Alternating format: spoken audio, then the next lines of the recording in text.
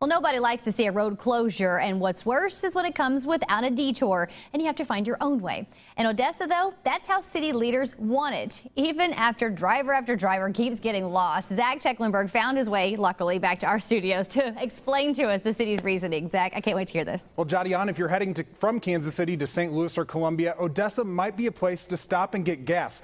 The trouble is getting back on eastbound I-70 because this section of 40 highway is closed for bridge construction, and there are no signs telling out-of-towners where to go. It just kind of confused me, so I turned around. Gail Tilley is one of many drivers finding themselves trapped in Odessa. I was kind of maybe lost. We're traveling from Santa Monica, California. So not really familiar with these parts. Not familiar with these parts, and this is very confusing. MoDOT is installing a new deck on this bridge along Old 40 Highway.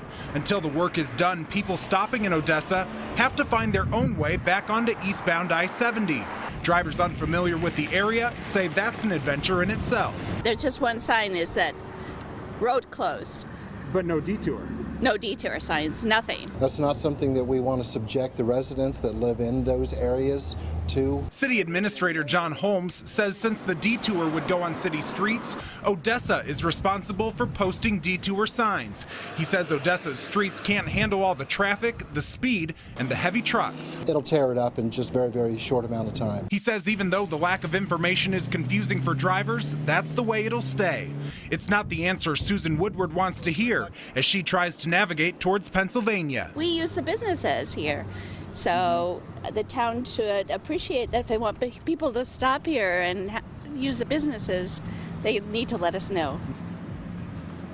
And the way back onto eastbound I-70 is actually pretty simple. It's just a few extra roads and a couple of extra minutes to get up there to exit 31. We'll have that actual route posted for you inside this story on KSHB.com. And the good news, MoDOT says bridge work should be done by the end of July and the road will reopen. Zach Tecklenburg, 41 Action News.